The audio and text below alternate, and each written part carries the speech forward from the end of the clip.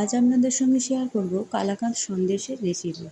সন্দেশ তৈরি করার জন্য প্রথমে আমরা নিয়েছি 250 গ্রাম মতন ছানা আর নিয়েছি 500 লিটার দুধ। দুধটা আমি আগে থেকেই ফুটিয়ে রেখেছিলাম, আরও ভালো করে ফুটিয়ে নেব।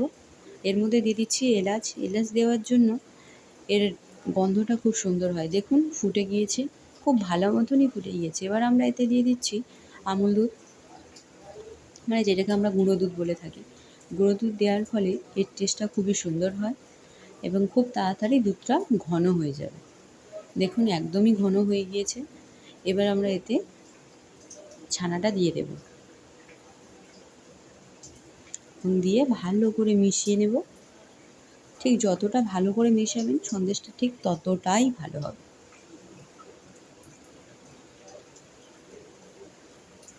দেখুন ভালো করে মিশিয়ে নিচ্ছি। সন্দেশ কিন্তু খুব ভালো করে নাড়তে হবে, যেহেতু আমরা সন্দেশ বানাচ্ছি। এবার এর মধ্যে আমরা দিয়ে দেব চিনি, সেহেতু খুব ভালো করে নাড়তে হবে, না হলে তলায় লেগে যেতে পারে। আমরা এখানে 25 গ্রাম মতন চিনি দিয়েছি। সন্দেশ খুব মিষ্টি হলে ভালো লাগে না, আপনারা যদি বেশি মিষ্টি খেতে পছন্দ করেন তাহলে চিনিটা একটু বেশি দেবেন। দেখুন চিনিটা যত গলছে এটা ততটা একটু পাতলা হয়ে যাচ্ছে, তার মানে আরও আমাদের কিছুক্ষণ এটাকে ফোটাতে হবে, যাতে এটা গাঢ় হয়ে যায়, মাখো মাখো হয়ে যায়।